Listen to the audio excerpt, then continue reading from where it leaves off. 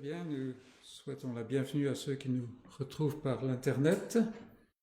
Ce culte du 6 avril 2025 et nous commençons le culte par le chant du cantique numéro 22.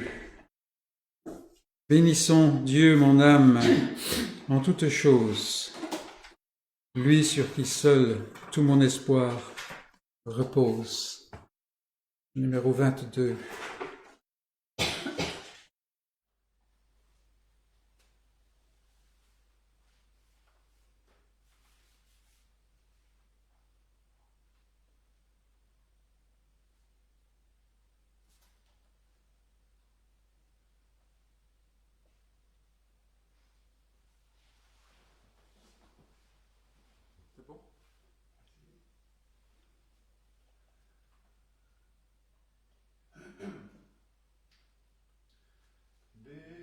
Bénissons Dieu, mon âme en toutes choses, lui sur qui seul tout mon espoir repose. Chantons son nom sans nous lasser jamais, que tout en moi célèbre sa puissance. Surtout mon âme exaltons sa clémence, et n'oublions aucun de ses bienfaits. C'est ce grand Dieu qui, par sa pure grâce, de tes péchés les souillures efface. Il te guérit de toute infirmité, du tombeau même il retire ta vie, et rend tes jours encore dignes d'envie, t'environnant partout de sa bonté. C'est ce grand Dieu dont la riche largesse te rassasie et féconde ta vieillesse. Ainsi qu'un aigle on te voit rajeunir, juste équitable à tout homme il accorde. Justice et droit et sa miséricorde, des opprimés daigne se souvenir.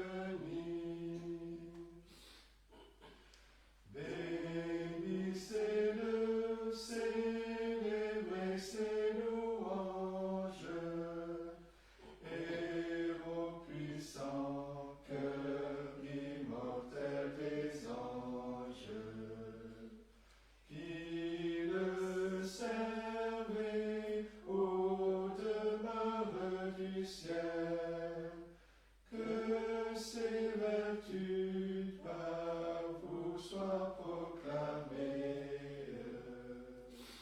Bénissez-le, vous toutes ses armées, mon âme adore et bénit l'Éternel.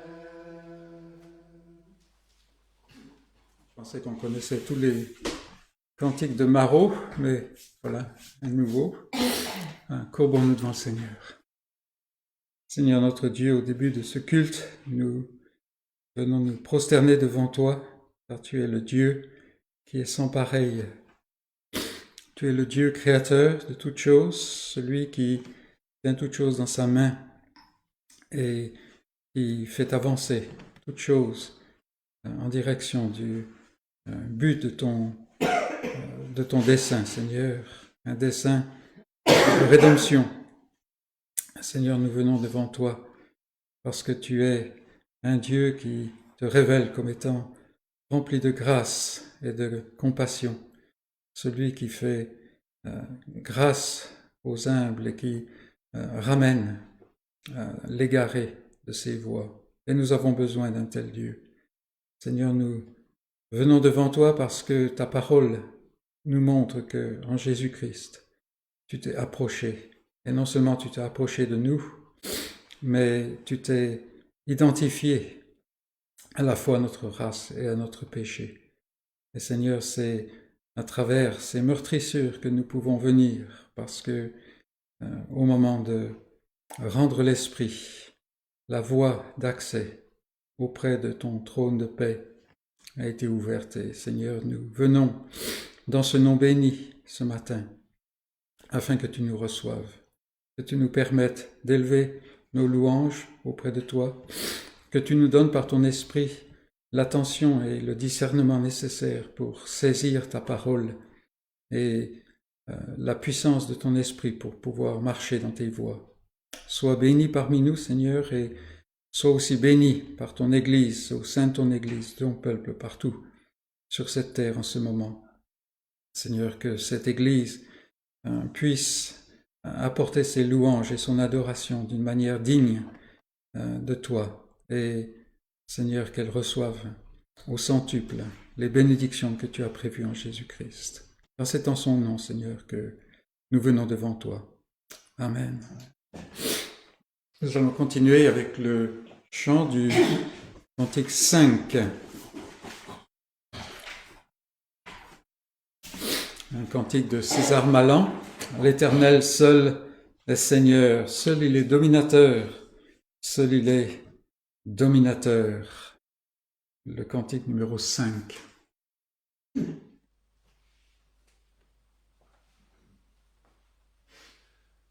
L'Éternel seul est Seigneur, seul il est dominateur, seul il est dominateur sur les peuples de la terre. Il est maître souverain, il est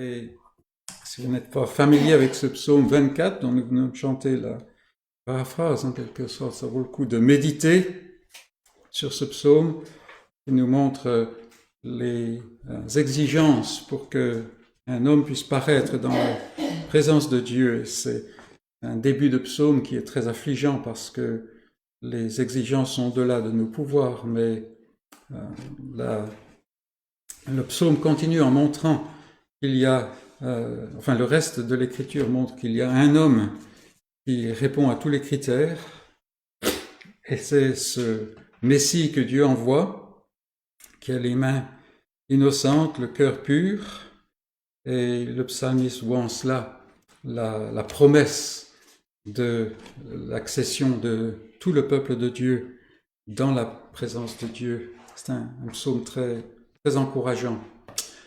Pour notre part, nous allons aller dans le livre des psaumes au numéro 103. C'est le psaume qui a été derrière le texte du premier cantique que nous avons chanté, psaume 103. Si je me souviens bien, c'est un psaume favori de Philippe.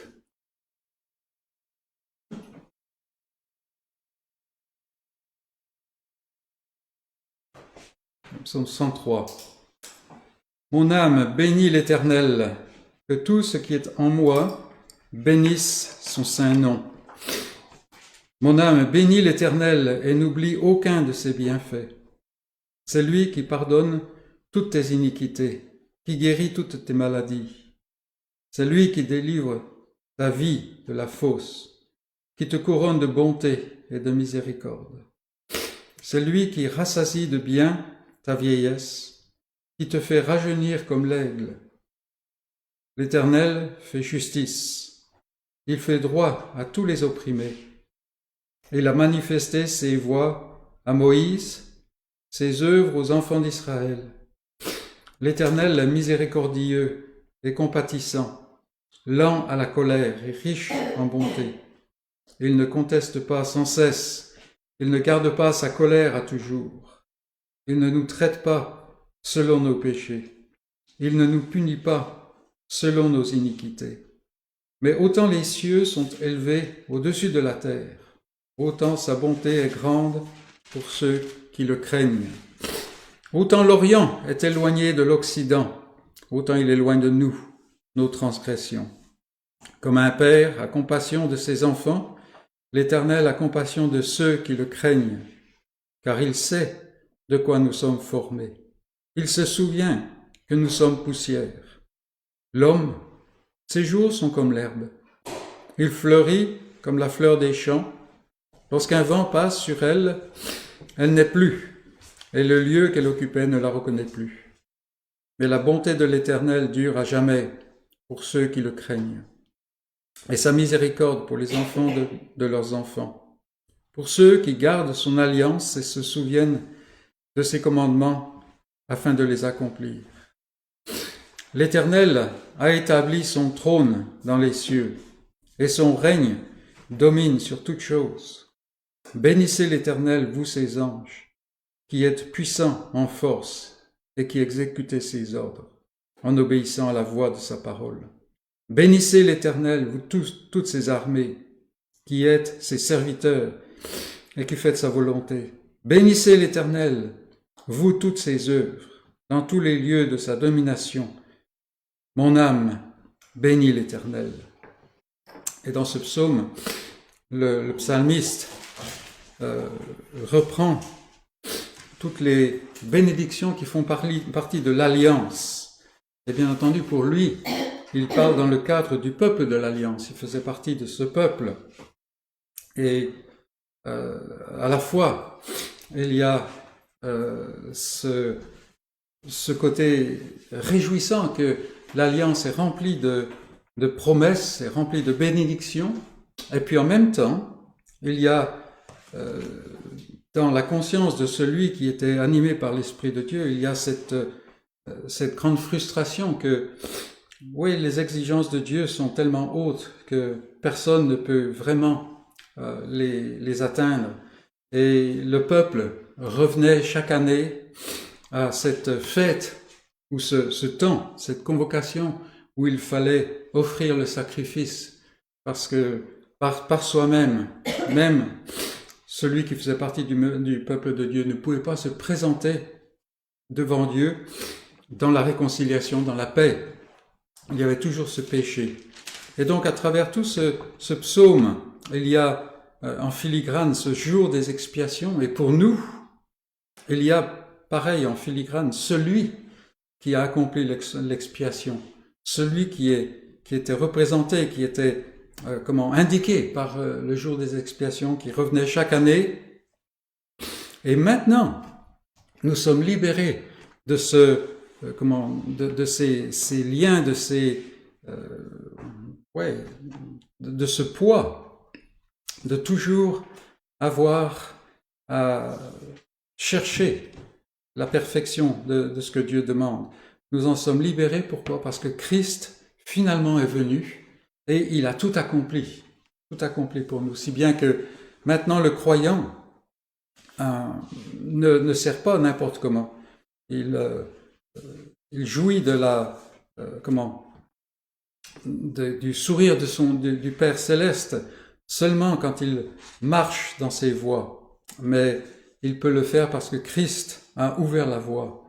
Et c'est en fait un psaume qui nous invite à mesurer quel est le privilège suprême que celui qui est habité par la foi, que donne l'Esprit, possède par-dessus tous les hommes, et même ceux de l'Ancienne Alliance. Dans l'Ancienne Alliance, celui de qui le Seigneur avait touché le cœur ne voyait pas simplement le souverain sacrificateur aller de l'autre côté du voile avec le sang des animaux. Non, il avait la foi parce que Dieu annonçait par cela que quelqu'un allait venir et allait accomplir parfaitement l'œuvre du salut. Et donc nous voulons nous réjouir à travers ce psaume de ce que Dieu a fait en Jésus-Christ. Et nous allons reprendre notre livre de cantiques pour chanter le cantique 53. 53. Béni soit à jamais le grand Dieu d'Israël, l'auteur de tous les biens, puissant, éternel, qui, touché de nos cris et de notre misère, dans nos calamités, s'est montré notre Père. Numéro 53.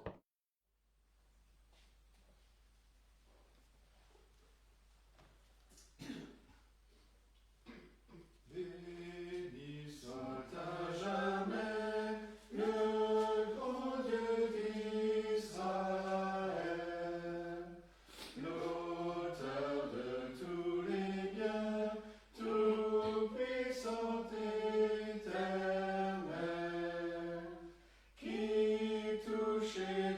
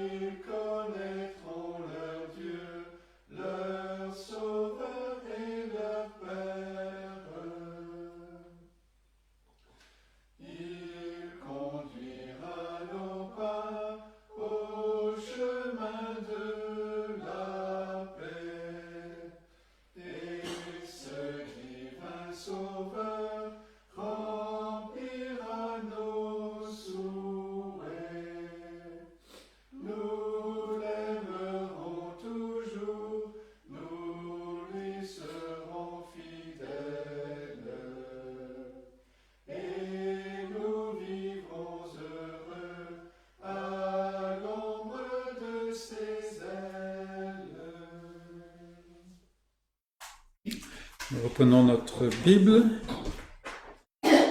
dans le Nouveau Testament, l'épître de Paul aux Romains, chapitre 5.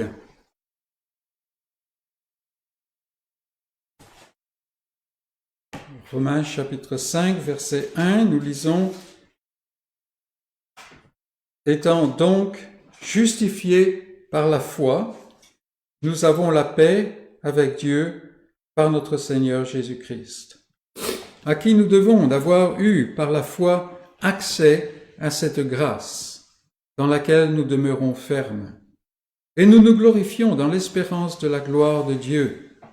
Bien plus, nous nous glorifions même des afflictions, sachant que l'affliction produit la persévérance, la victoire dans l'épreuve, et cette victoire l'espérance. Or, l'espérance ne trompe point, parce que l'amour de Dieu est répandu dans nos cœurs par le Saint-Esprit qui nous a été donné. Car, lorsque nous étions encore sans force, Christ, au temps marqué, est mort pour des impies.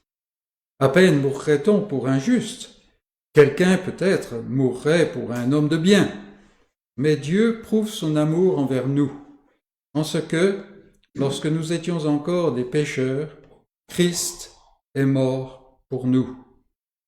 À plus forte raison donc, maintenant que nous sommes justifiés par son sang, serons-nous sauvés par lui de la colère. Car si, lorsque nous étions ennemis, nous avons été réconciliés avec Dieu par la mort de son Fils, à plus forte raison, étant réconciliés, serons-nous sauvés par sa vie. Et non seulement cela, mais encore nous nous glorifions en Dieu par notre Seigneur Jésus-Christ, par qui maintenant nous avons obtenu la réconciliation. Et c'est ici la parole de Dieu. Et c'est un passage très connu, n'est-ce pas? Certains versets nous pouvons citer par cœur. Mais je me demande si la familiarité de ce passage et aussi la familiarité de jouir du salut de Dieu en Christ ne peut pas nous menacer, dans le sens que, un peu comme les meubles dans la maison, on ne les remarque jamais. Alors, on prévoit d'acheter quelque chose, on l'achète, et au début, tous les regards sont portés, à tout moment on tourne la tête pour voir ça. Et au bout d'un moment, ça commence à s'habituer, ça devient tellement courant. Et ce n'est pas qu'on veut regarder Christ comme quelque chose de courant, de familier. Il est familier dans un bon sens, mais nous pouvons être trop habitués à lui pour vraiment saisir la force, la puissance de ce que Dieu a fait en lui. On enlève Christ et il n'y a plus aucun espoir. Christ vient, il accomplit son œuvre, il nous donne son Saint-Esprit. D'ailleurs, on voit, c'est un passage trinitaire ici. Et à travers cela, alors même dans l'affliction, nous pouvons nous réjouir. Il y a ce courant profond qui est là. Et il est bon de temps à autre nous arrêter, je parle pour moi-même, et de dire, mais je dis ces choses, mais est-ce que vraiment ces choses m'impactent? Est-ce que ces choses me frappent, en quelque sorte, me causent à m'arrêter pour réfléchir à toute la puissance de cela? Ce que Dieu a accompli en Christ est quelque chose de formidable, quelque chose qui dépasse tout entendement, en quelque sorte. Et ce sera l'objet des louanges, mais des réflexions aussi, et des méditations du peuple de Dieu à travers tous les âges. Donc autant commencer aujourd'hui et revenir à ces choses en essayant de chasser l'accoutumance, et au contraire d'être ébahi devant ce que Dieu a fait en Christ. Il nous a justifiés, et étant donc justifiés, nous avons la paix. Alors aujourd'hui, on a la parabole sans cesse devant nous du fait que le monde n'a aucune paix. Le monde même ne semble ressentir qu'il n'a pas de paix, ce qui est peut-être nouveau dans notre génération. Mais celui qui est en Christ, non seulement il est justifié, ce qui est un concept peut-être théologique des fois, mais il a la paix avec Dieu. Dieu n'est plus courroucé. Formidable. Veillons à ne pas perdre toute la force, toute la clarté, l'éclat de ces choses. Et chantons au numéro 120, avant le message.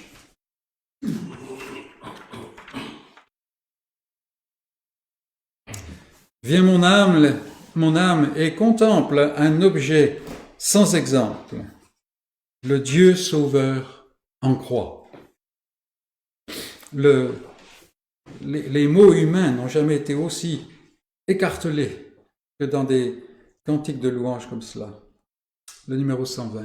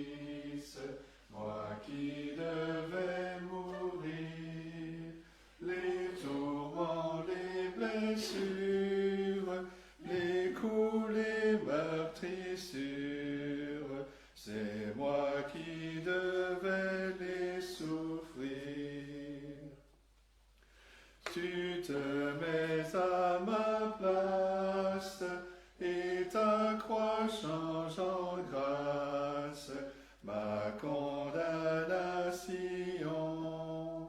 Sur ta tête sacrée, d'épines couronnées, tu portes à ma confusion. Je te suis redevable, mon sauveur adorable, de tout ce que je suis. Mon âme et tout mon être, à toi seul je veux être. C'est le droit que tu t'es acquis.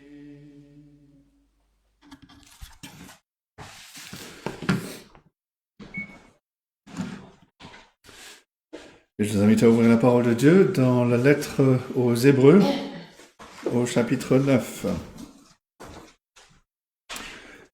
Nous allons regarder les 10 premiers versets. Hébreux, chapitre 9, les versets 1 à 10. L'auteur continue à nous montrer la perfection du Seigneur Jésus-Christ par rapport à l'imperfection de l'ancienne alliance et ses limitations. Et il continue donc son raisonnement. Hébreux 9, à partir du verset 1, voici la parole de Dieu. La première alliance avait donc des ordonnances relatives au culte et un sanctuaire terrestre. En effet, un tabernacle fut construit. Dans la partie antérieure, appelée le lieu saint, étaient le chandelier, la table et les pains de proposition. Derrière le second voile se trouvait la partie du tabernacle appelée le Saint des Saints, renfermant l'encensoir d'or pour les parfums et l'arche de l'Alliance entièrement recouverte d'or.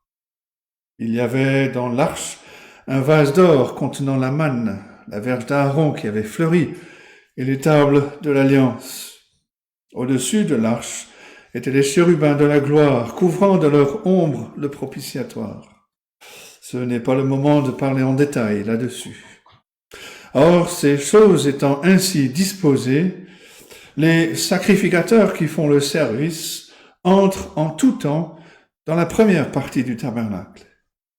Et dans la seconde, le souverain sacrificateur seul entre une fois par an, non sans y porter du sang qu'il offre pour lui-même et pour les péchés du peuple. Le Saint-Esprit montrait par là que le chemin du lieu très saint n'était pas encore ouvert, tant que le premier tabernacle subsistait. C'est un symbole pour le temps présent.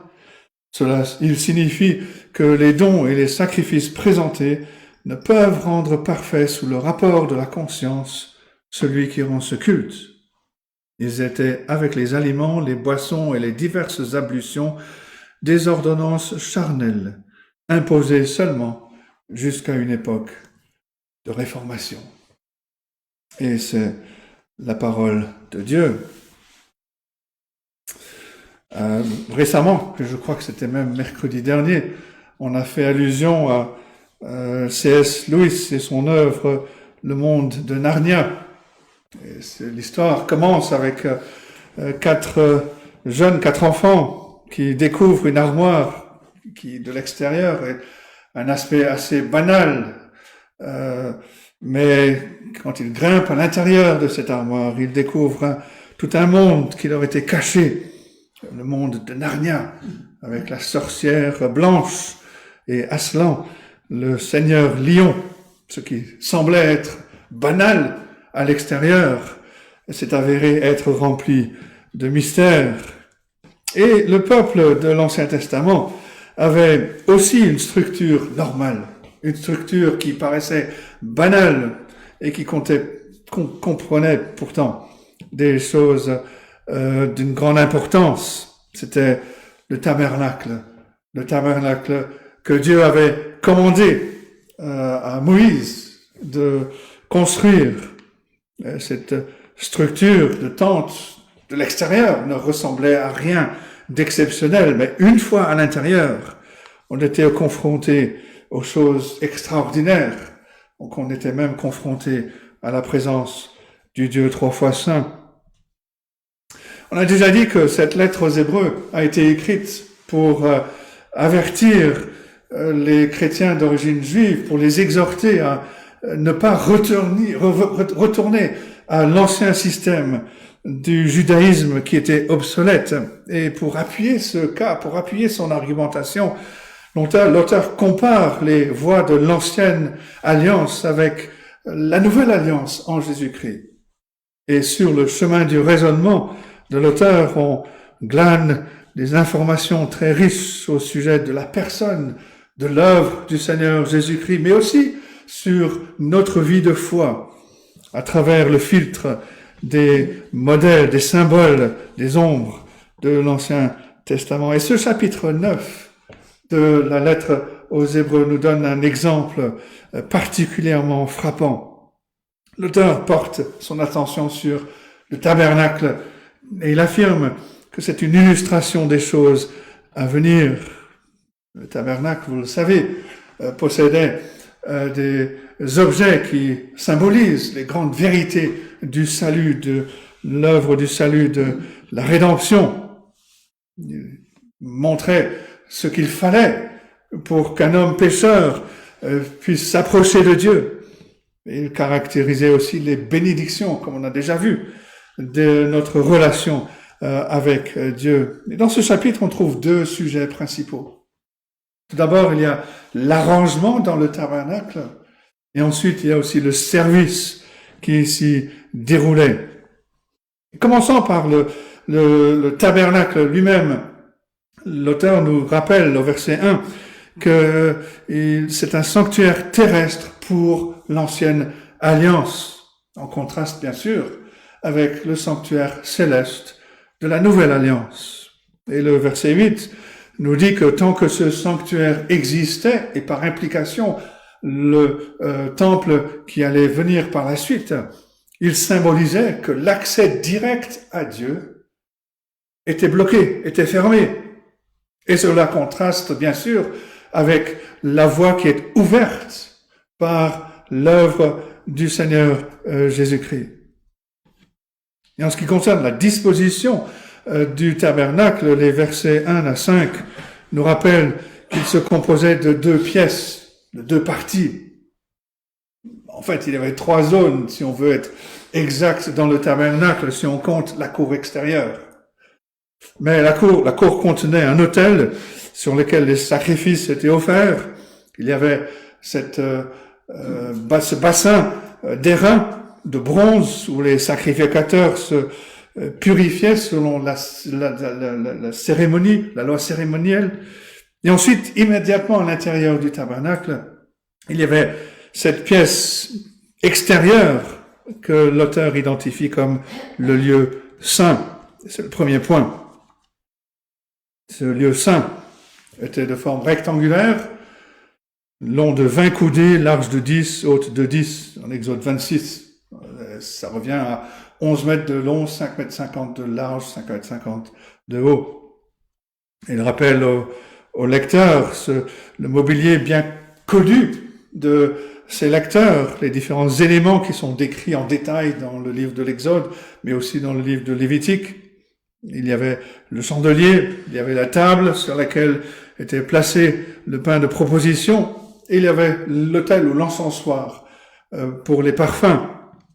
Le chandelier avait 7 branches, 3 de chaque côté de la branche principale, et les sacrificateurs, dans leur rotation, à tour de rôle, gardaient ces lampes allumées en apportant de l'huile, de sorte que la lumière éclairait tout le temps. Il y avait aussi, comme j'ai dit, la table des pains de proposition, qui était ainsi dénommée selon l'ordre que Dieu avait donné. Exode 25, verset 30, tu mettras sur la table les pains de proposition continuellement devant ma face. Il y avait 12 pains qui étaient mis sur la table chaque sabbat, et ces pains étaient ensuite mangés par les sacrificateurs qui servaient dans le tabernacle. Et ensuite, il y avait l'autel des parfums, ou l'encensoir, qui était recouvert d'or, qui était immédiatement devant le voile qui séparait cette pièce extérieure, ce lieu saint, avec le sanctuaire intérieur, le lieu très saint. Et on le lit cela en Exode 30, versets 1 à 6. Et chaque matin, chaque soir, quand les sacrificateurs venaient dans le lieu saint pour rallumer ou pour garder la flamme du chandelier allumée, ils renouvelaient aussi le parfum sur cet autel, dans cet encensoir. L'Ancien Testament indique clairement que cet autel se trouvait dans le lieu saint et non dans le lieu très saint. Et l'auteur de l'Épître aux Hébreux devait le savoir. Et pourtant, au verset 4, il associe l'encensoir avec le sanctuaire intérieur, le lieu très saint. Et il le fait parce que à cause du rôle vital du nuage de parfum que ce nuage jouait pour couvrir l'approche du souverain sacrificateur quand il passait à travers le voile, le jour des expiations. Mais l'auteur nous dit que ce ne sont pas les détails de ces choses qui le concernent. Il dit au verset 5, ce n'est pas le moment de parler en détail là-dessus. Mais on peut quand même faire quelques remarques, quelques observations générales. Le lieu saint où les sacrificateurs entraient quotidiennement était le lieu où les sacrificateurs communiaient avec Dieu. Et ils le faisaient au nom du peuple, ce peuple qui était représenté par le pain, les 12 pains pour les 12 tribus. La lumière représentait la révélation de Dieu. Cette lumière qui était sur le chandelier représentait la révélation de Dieu, de lui-même, sa présence éclairante. Et l'autel des parfums représentait les prières du peuple de Dieu. Mais on peut aussi voir comment ces symboles pointent chacun vers le Seigneur Jésus-Christ. L'apôtre Jean, dans son évangile, le premier chapitre, versets 4 et verset 9, nous dit ceci: en elle, en la parole, était la vie était la lumière des hommes. Cette lumière était la véritable lumière qui, en venant dans le monde, éclaire tout homme. En Jean chapitre 6, le Seigneur va nourrir des multitudes avec quelques pains. Et puis ensuite il déclare, Jean 6, verset 35, « Je suis le pain de vie.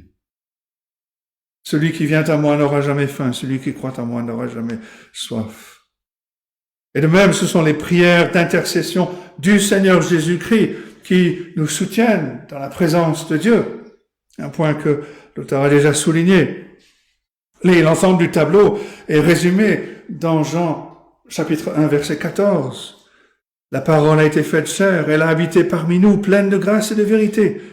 Nous avons contemplé sa gloire, une gloire comme la gloire du Fils unique, venu du Père. C'est en Christ que nous avons la communion avec Dieu. Comme les sacrificateurs d'Israël avaient la communion avec Dieu dans et au moyen du tabernacle. Et pourtant, il y a une différence significative entre la communion avec Dieu dans le tabernacle et notre communion avec Dieu en Christ. Et c'est ce que l'auteur suggère au verset 3. Il dit, derrière le second voile se trouvait la partie du tabernacle appelée le Saint des Saints.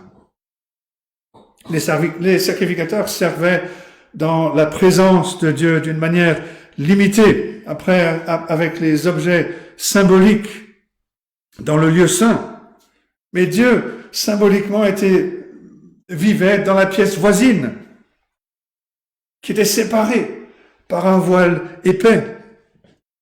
Cette pièce était le lieu très saint, le Saint des Saints, une pièce en forme de cube de 5,50 m de chaque côté.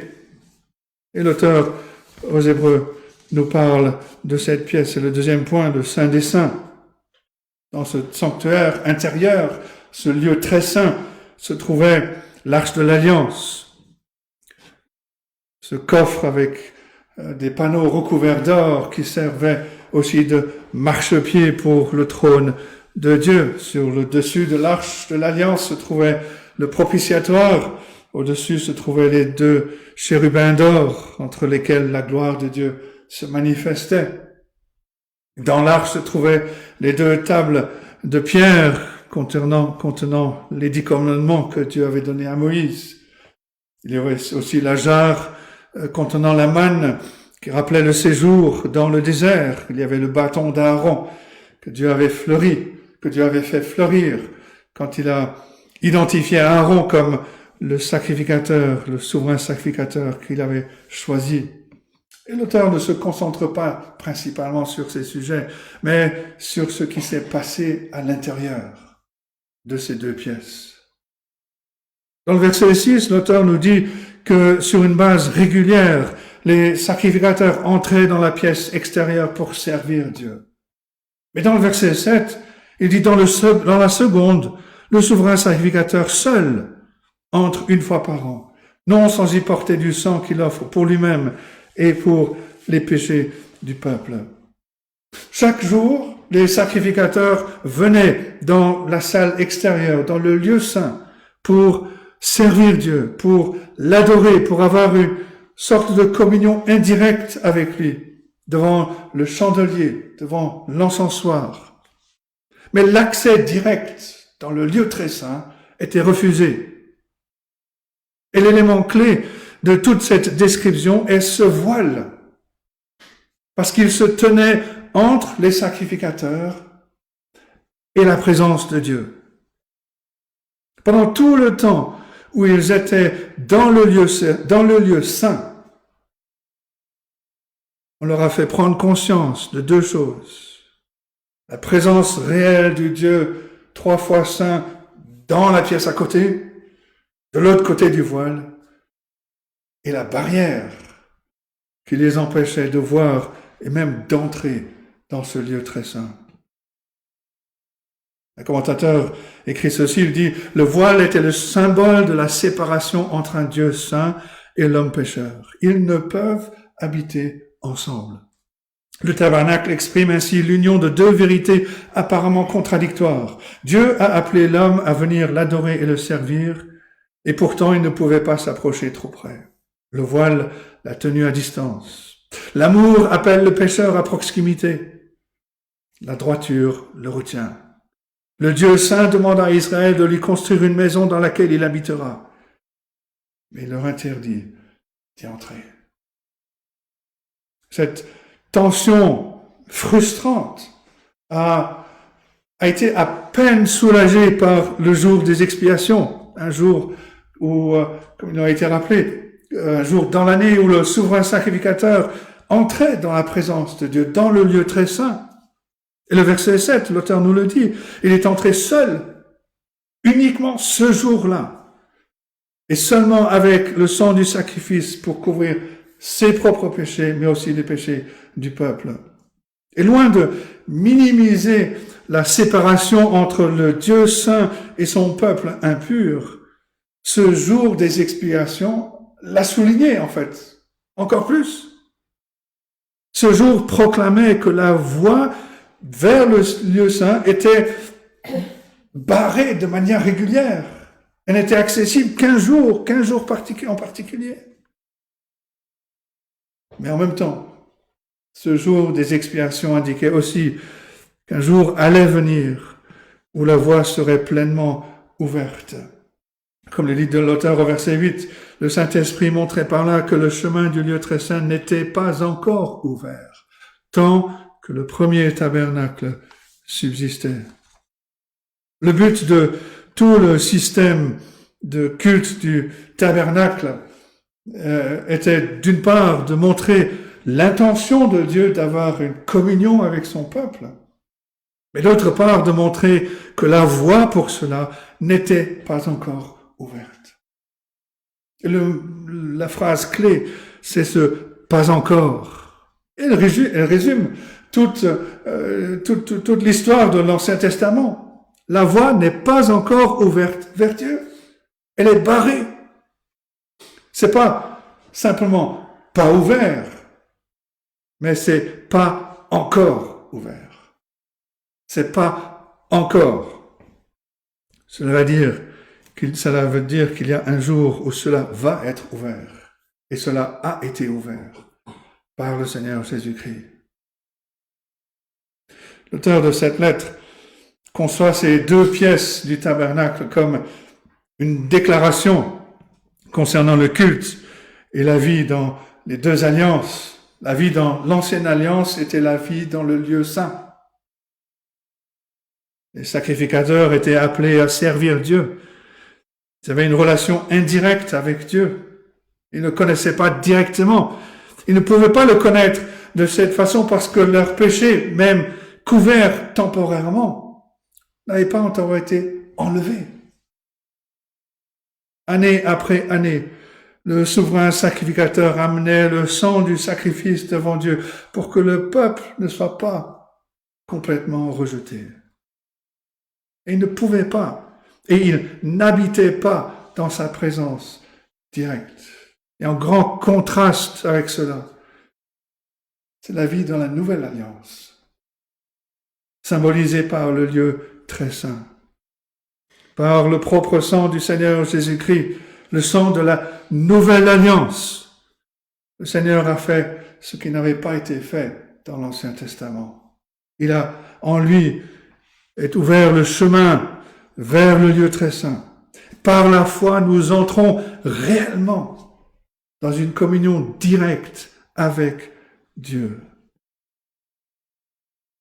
Vous savez, dans le Nouveau Testament, on nous dit que le jour où le Seigneur Jésus-Christ est mort, le voile qui barrait la voie a été déchiré en deux. Imaginez les sacrificateurs qui étaient au temple ce jour-là. Ils servaient dans le temple pendant que le Fils de Dieu était sur la croix, qu'il mourait, qu'il payait dans la réalité la dette de notre péché. Il a versé son sang qu'il allait présenter à Dieu pour notre pardon. Le voile du temple, nous dit Matthieu 27, verset 51, le voile du temple se déchira en deux depuis le haut jusqu'en bas. Par l'action divine, le sanctuaire intérieur, le lieu très saint, était maintenant grand ouvert. Il montrait que par la foi en Christ, le croyant peut avoir une communion directe avec Dieu. Il a accès dans la présence de Dieu. On n'est plus livré à des formes extérieures sans réalité intérieure. En Christ, nous avons maintenant un accès direct dans la présence de Dieu. On peut venir à lui sans crainte parce que notre culpabilité est effacée, notre dette est entièrement payée. Le désir de Dieu de nous appeler à la communion avec lui, et pas seulement au service comme Israël dans le passé. Ce désir a été porté à terme par le sang précieux de notre Seigneur Jésus-Christ. Dans le verset 8, l'auteur dit « Le Saint-Esprit montrait ». Et en première lecture, on pourrait penser que cela fait simplement référence au rôle de l'Esprit Saint dans l'inspiration des Écritures. L'auteur de la lettre aux Hébreux a déjà utilisé cela au chapitre 3, verset 7, et puis il le dira ultérieurement au chapitre 10, verset 15. Mais c'est pas ce qu'il fait ici. D'une part, il n'y a pas de citation de l'Ancien Testament. Et d'autre part, même si notre version utilise le verbe au passé, dans l'original, c'est plutôt le temps présent. Et on voit un contraste qui est délibéré. D'une part, l'ancien tabernacle montrait que la voie était barrée parce que le voile empêchait les sacrificateurs de se rendre dans le lieu très saint. D'autre part, l'Esprit nous montre maintenant le contraire, que la voie de Dieu est enfin ouverte. C'est le troisième point, la communion avec Dieu. Et le lien entre le Saint-Esprit et le Saint des Saints, le lieu très saint, est un lien qui est délibéré. Le caractère de l'Esprit de Dieu est approprié pour ce sanctuaire intérieur. L'Esprit de Dieu est un esprit qui est saint. De plus, on se rappelle que le tabernacle dans lequel le Seigneur Jésus-Christ est entré avec son propre sang n'était pas sur terre, mais au ciel. On verra, Dieu voulant, la prochaine fois, le verset 11 qui le dit. Il appelle le tabernacle plus grand, plus parfait, qui n'est pas construit de main d'homme, c'est-à-dire qui n'est pas de cette création. Le Seigneur Jésus-Christ est mort, il est ressuscité d'entre les morts, il est monté au ciel. C'est là qu'il a présenté son sang à Dieu le Père. Comme tout souverain sacrificateur d'Israël a présenté le sang du sacrifice sur le propitiatoire dans le lieu très saint du tabernacle. On peut peut-être se demander ce qui s'est passé après l'ascension du Seigneur Jésus-Christ au ciel. Et la réponse, c'est la Pentecôte. Le Seigneur Jésus-Christ est allé au ciel comme notre souverain sacrificateur. Il a offert son sang une fois pour toutes. Il a envoyé son Saint-Esprit dans le monde, accomplissant l'ancienne promesse. L'apôtre Paul, dans sa lettre aux Galates, chapitre 3, versets 13 et 14, résume en disant ceci: Christ nous a rachetés de la malédiction de la loi, étant devenu malédiction pour nous, car il est écrit: maudit est quiconque est pendu au bois, afin que la bénédiction d'Abraham ait pour les païens son accomplissement en Jésus-Christ, et que nous recevions par la foi l'Esprit qui avait été promis. Dans l'Ancienne Alliance, Dieu a écrit sa loi sur des tablettes de pierre. Dans la Nouvelle Alliance, il écrit par l'œuvre du Saint-Esprit sa loi sur nos cœurs. Et le point du verset 8, c'est que l'œuvre du Saint-Esprit prouve que nous avons accès à Dieu. Dans la Nouvelle Alliance, le Seigneur Jésus-Christ a déchiré le voile pour que nous ayons cet accès par son sang. Et maintenant, il envoie son Esprit pour nous éclairer, pour renouveler nos cœurs, pour que l'on ait la communion avec Dieu. C'est à cause de l'Esprit de Dieu que l'apôtre Jean pouvait écrire en 1 Jean 1, verset 3, « Notre communion est avec le Père et avec son Fils Jésus-Christ. » Cela signifie qu'on a un accès illimité avec Dieu le Père par la foi en Christ. C'est pas un jour dans l'année, c'est tout le temps. À cause de l'œuvre accomplie par le Seigneur Jésus-Christ, nos péchés ne nous gardent pas séparés du Dieu trois fois saint. Alors il est vrai que les péchés nous affectent encore, Ils nous empêcheront, par exemple, de jouir, de nous réjouir dans notre communion avec Dieu. Mais notre accès à Dieu est assuré pour toujours par le Seigneur Jésus-Christ, grâce à son œuvre parfaite, à son œuvre toute suffisante. Et l'œuvre du Saint-Esprit dans le cœur du croyant nous rappelle que nous sommes maintenant dans la communion avec Dieu, qui nous fait grandir et qui nous transmet la connaissance de sa grâce. L'apôtre Paul exprime en sa lettre aux Romains, chapitre 8, versets 14 à 16, « Tous ceux qui sont conduits par l'Esprit de Dieu sont fils de Dieu. Et vous n'avez point reçu un esprit de servitude pour être encore dans la crainte, mais vous avez reçu un esprit d'adoption, par lequel nous crions « Abba, Père ». L'Esprit lui-même rend témoignage à notre esprit que nous sommes enfants de Dieu.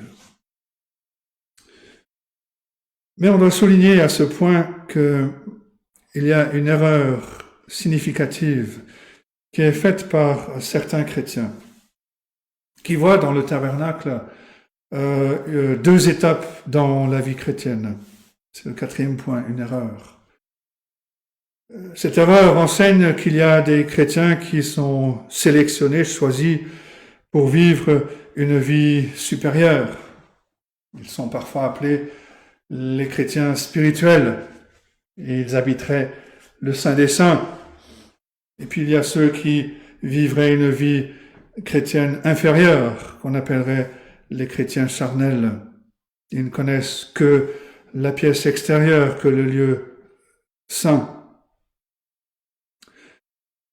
Un de ceux qui enseignent cette vision erronée est Andrew Murray, dans son commentaire « Le voile déchiré », et qui a été traduit en français. Et il dit ceci: les deux compartiments du tabernacle représentent 2 degrés de proximité avec Dieu, 2 dispensations de la grâce de Dieu, ou 2 étapes dans la vie chrétienne, un inférieur et un supérieur. Beaucoup d'entre eux n'entrent jamais dans l'expérience de cette vie du sanctuaire intérieur, la plus complète et la plus proche de Dieu. Ils ont vu dans la cour extérieure l'autel, et ils ont reçu le pardon du péché, ils sont entrés au service de Dieu, ils cherchent à faire sa volonté, mais ils ne connaissent pas la joie de sa présence comme leur portion permanente. L'argument paraît plausible, parce qu'on sait qu'il y a une croissance, qu'il y a un avancement dans la vie chrétienne. Et l'expérience montre aussi que beaucoup de chrétiens ne manifestent pas la joie du Seigneur comme ils le devraient. Mais ce n'est pas le but de la lettre aux Hébreux. Et de plus, une telle théorie en 2 étapes n'est jamais enseignée dans la parole de Dieu. Le contraste dans notre passage n'est pas entre 2 types de chrétiens, supérieurs et inférieurs, mais entre l'ancienne alliance et la nouvelle alliance. Alors que le premier tabernacle et l'ancien système de l'alliance étaient encore en existence, c'est-à-dire avant qu'il soit remplacé par la venue du Seigneur Jésus-Christ dans le nouveau tabernacle céleste, la voie vers Dieu n'était pas encore révélée. Et maintenant, en Christ, cette voie a été ouverte. Et le point essentiel de la lettre aux Hébreux, qui s'adresse à des croyants d'origine juive, mais c'est que si on ne passe pas de l'ancienne alliance à la nouvelle, c'est pas un changement de niveau qu'on va rater. C'est le salut lui-même. Comment échapperons-nous en négligeant un si grand salut? Chapitre 2, verset 3. Ce que les enseignants de la vie supérieure, comme Andrew Murray, décrivent comme étant un chrétien charnel, est en réalité pas un chrétien du tout. Vivre en dehors de la sphère de l'Esprit de Dieu, ne porter aucune preuve de la présence de son œuvre en nous, ne pas montrer de confiance ou de plaisir dans notre relation avec Dieu par Jésus-Christ. C'est pas être une personne faible qui est sauvée, mais c'est une personne qui n'est pas sauvée. Si on ne se repose pas entièrement sur le Seigneur Jésus-Christ pour notre salut, si on ne connaît pas la présence de son esprit qui change, qui transforme nos cœurs, qui façonne nos affections, qui nous éclaire avec l'évangile, qui nous enflamme pour un engagement envers le Seigneur Jésus-Christ, alors on n'est pas sauvé. Mais ayant dit cela, il faut rajouter que celui ou celle qui est entré dans la présence de Dieu par la foi en Jésus-Christ, qui connaît l'œuvre de l'Esprit dans son cœur, mais qui se trouve encore lent, encore faible dans sa lutte contre le péché, cette personne n'est pas un chrétien de niveau inférieur. C'est un chrétien normal. Il n'y a pas de chrétien, de véritable chrétien qui ne soit pas aux prises avec un problème de péché, qui ne dépende pas quotidiennement de la grâce de Dieu. L'apôtre Paul écrit en Philippiens 3, verset 12, « Ce n'est pas que j'ai déjà remporté le prix ou que j'ai déjà atteint la perfection, mais je cours pour tâcher de le saisir, puisque moi aussi j'ai été saisi par Jésus-Christ. » Il y a plus à saisir, plus à apprécier, plus de vie en Christ que tout ce qu'on peut imaginer aujourd'hui. Et par conséquent, ces enseignants de la vie supérieure se trompent des deux côtés de l'équation. Il n'y a pas de chrétiens charnels qui doivent encore passer à travers le voile pour une relation personnelle avec Dieu. Parce que si on n'a pas traversé le voile en Christ, on n'est pas chrétien. De même, il n'y a pas de chrétien spirituel pour qui toute lutte est terminée dans cette vie, qui serait entré dans une phase de vie parfaite. Non, c'est la réalité. La réalité de la vie de ce côté du ciel, c'est qu'il y a toujours la lutte contre le péché, contre la faiblesse. Ce n'est pas un signe que nous sommes inférieurs, mais c'est un signe que nous sommes encore dans ce monde. Qu'on n'est pas encore dans la gloire. C'est la réalité de cette vie de ce côté du ciel. Une vie que l'on doit vivre par la foi en Christ. Alors que la puissance de Dieu se manifeste et est rendue parfaite dans notre faiblesse. L'apôtre Paul écrit en Galates 2, verset 20, « J'ai été crucifié avec Christ. Si je vis, ce n'est plus moi qui vis, c'est Christ qui vit en moi. Si je vis maintenant dans la chair, je vis dans la foi au Fils de Dieu qui m'a aimé et qui s'est livré lui-même pour moi. » Au lieu de chercher un plateau spirituel plus élevé, notre vocation est simplement de grandir dans la grâce, à mesure qu'on en apprend de plus en plus à faire confiance, à aimer le Seigneur, notre Dieu. Et les versets 9 à 10 complètent cet aperçu du temporaire, du sanctuaire terrestre et de tout ce système qui est rattaché. Verset 9 nous dit, c'est un symbole pour le temps présent.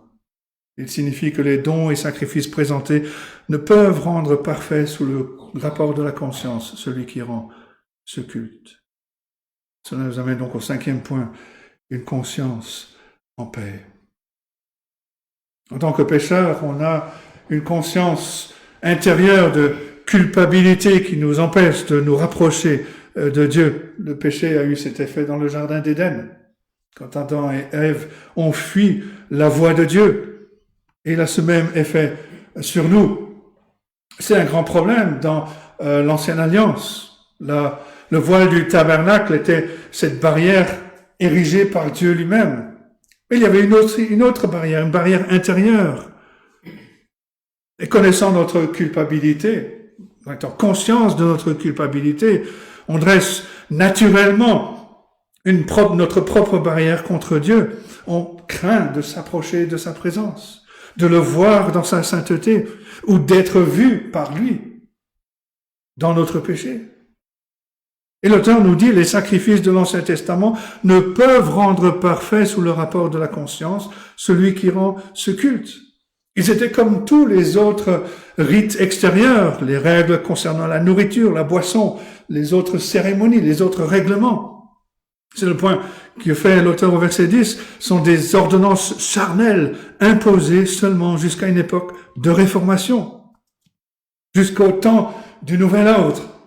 Ce temps annoncé par Jérémie dans sa déclaration de la nouvelle alliance qu'on a vu la dernière fois en Hébreux chapitre 8. Tout cela était une manifestation extérieure d'une réalité intérieure qui n'était pas encore venue. Les Israélites pouvaient sacrifier des animaux jour après jour, et ils le faisaient, sans avoir leur conscience véritablement nettoyée, sans avoir la paix de pouvoir se rapprocher de Dieu dans toute sa sainteté. Et jusqu'à ce que cela se produise, il ne pouvait jamais y avoir entre Dieu et son peuple la communion que le Seigneur désirait.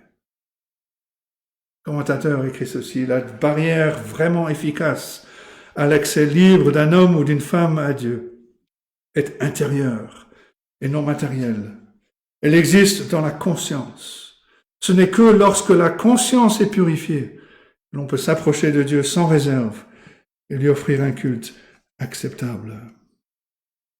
Tant que les sacrificateurs de l'Ancien Testament se rapprochaient de la présence de Dieu dans leur tabernacle, leur peur, leur angoisse commençait aussi à monter parce que Dieu regarde le cœur.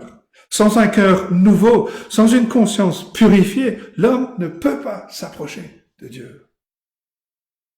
Et la preuve la plus impressionnante de cela est ce qui a eu lieu à Jérusalem après la mort du Seigneur Jésus-Christ. On a déjà dit que immédiatement après sa mort, le voile du temple a été déchiré en deux, révélant que la voie vers Dieu était ouverte, la voie vers la présence, l'accès direct à Dieu était ouvert. Qu'est-ce que les sacrificateurs ont fait? Est-ce qu'ils sont entrés dans la présence de Dieu, dans le lieu très saint, ce lieu qui était maintenant ouvert? Est-ce qu'ils ont considéré le Seigneur Jésus-Christ comme le véritable agneau de Dieu, qui est maintenant en mesure d'accomplir leur désir le plus cher, de se rapprocher de Dieu? Loin de là. Dans la plus grande des tragédies, ils ont recousu le voile. De leurs propres mains, ils ont rétabli la barrière que Dieu lui-même avait enlevée. Quel plus grand symbole pouvait-il y avoir de l'ancienne alliance et de son incapacité à amener les pécheurs à Dieu? Et le Seigneur Jésus-Christ a fait ce que les sacrifices de l'ancienne alliance ne pouvaient pas faire. Il n'a pas seulement couvert nos péchés, il les a pris sur lui-même.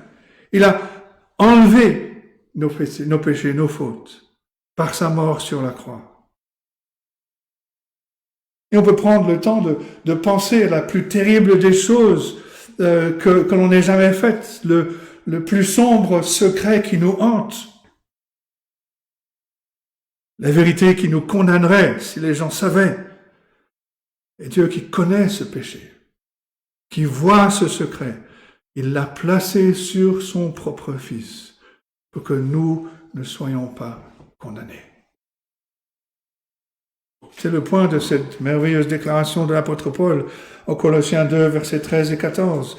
Vous qui étiez morts par vos offenses et par l'incirconcision de votre chair, Dieu vous a rendu à la vie avec lui, en vous faisant grâce pour toutes nos offenses. Il a effacé l'acte dont les ordonnances nous condamnaient et qui subsistait contre nous, et il l'a éliminé en le clouant à la croix.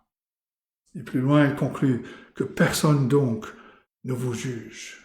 Personne, même pas Satan, même pas nous-mêmes, nous avons été en Christ purifiés par le sang qui a été versé à la croix. Et ça a l'effet, cette réalité a ce profond effet de supprimer notre propre barrière intérieure qui nous empêche de nous approcher de Dieu. L'auteur nous dit que l'ancien arrangement ne pouvait pas le faire, mais que le Seigneur Jésus-Christ l'a fait par sa propre mort, rendre parfait sous le rapport de la conscience. Autrefois, nous étions coupables devant Dieu, hostiles à lui, dans nos pensées, dans notre volonté, aucun désir de lui, aucun plaisir en lui, totalement prédisposés contre Dieu. Et maintenant, nous sommes attirés vers lui par le Saint-Esprit qui applique le sang du Seigneur Jésus-Christ à nos cœurs. Le puritain John Owen écrit ceci: « Le Saint-Esprit nous persuade tellement que Dieu nous aime, que nos âmes sont remplies de joie et de réconfort. C'est son travail et il le fait efficacement. Persuader une pauvre âme de pécheur que Dieu, en Jésus-Christ, l'aime, se réjouit en lui, est satisfait de lui et n'a que des pensées de bonté envers lui, est une miséricorde inexprimable. » C'est le moyen de Dieu de nous faire passer à travers le voile qui a été déchiré, de nous faire entrer dans sa sainte présence, en communion avec lui-même, dans le Seigneur Jésus-Christ. Et confiant dans son amour pour nous, purifié par l'œuvre de salut du Seigneur Jésus-Christ, nous pouvons nous approcher librement, sans crainte, pour adorer Dieu, pour jouir de la communion avec lui comme son véritable peuple. Le Seigneur Jésus-Christ, dans la chambre haute avant sa crucifixion, a eu des conversations avec ses disciples. Et en Jean 14, il parle de son départ pour être avec Dieu.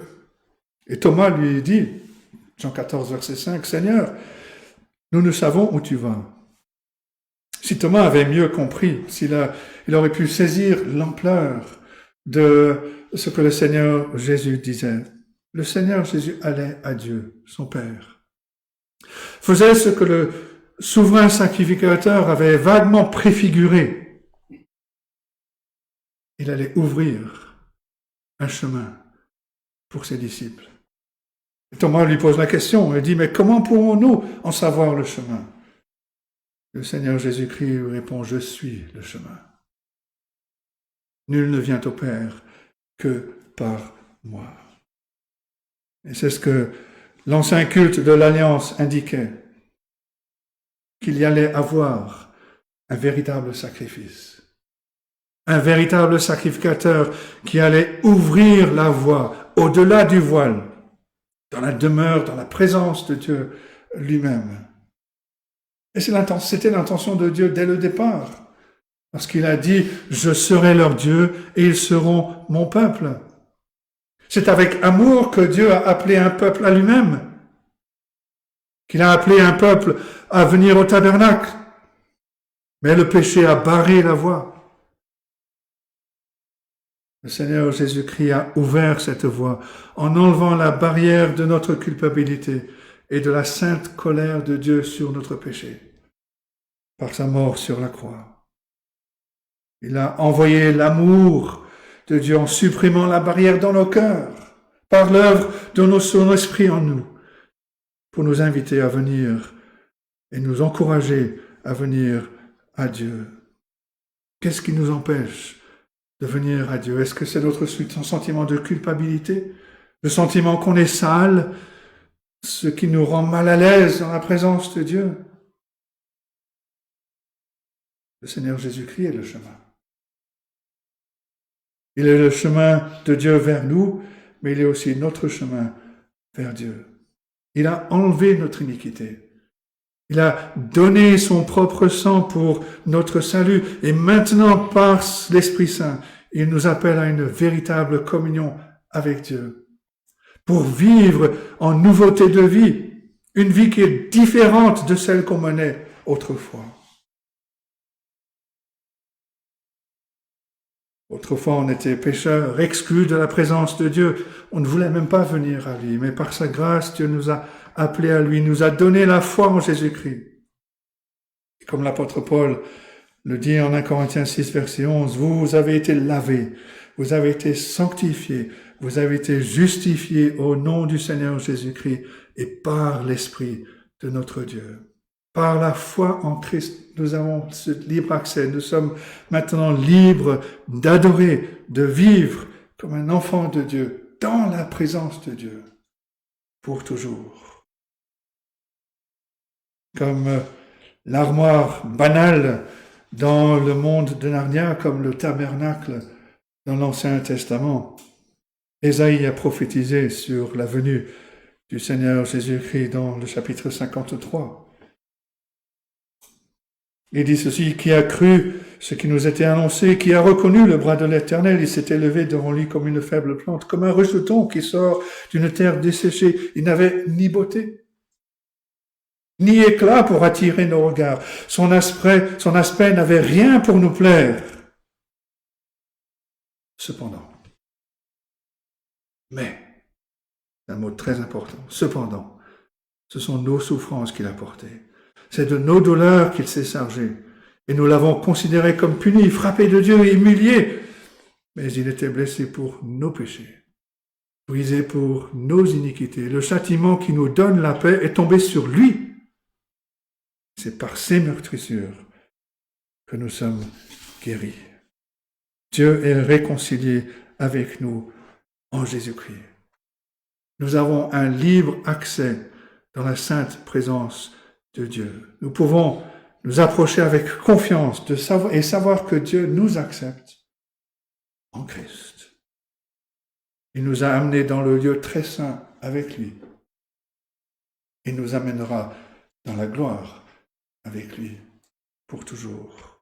Quel sauveur merveilleux nous avons en Jésus-Christ.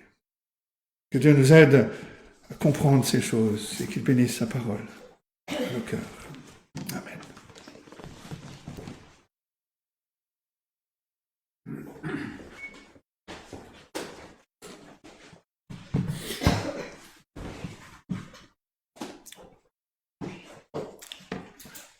Nous ouvrons les livres de cantiques pour chanter au 391.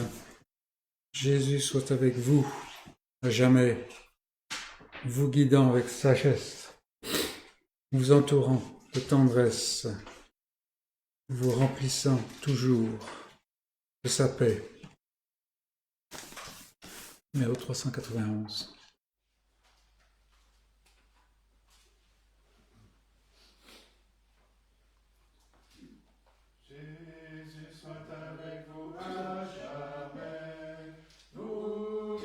Avec sagesse, vous entourant de tendresse, vous remplissant toujours de sa paix.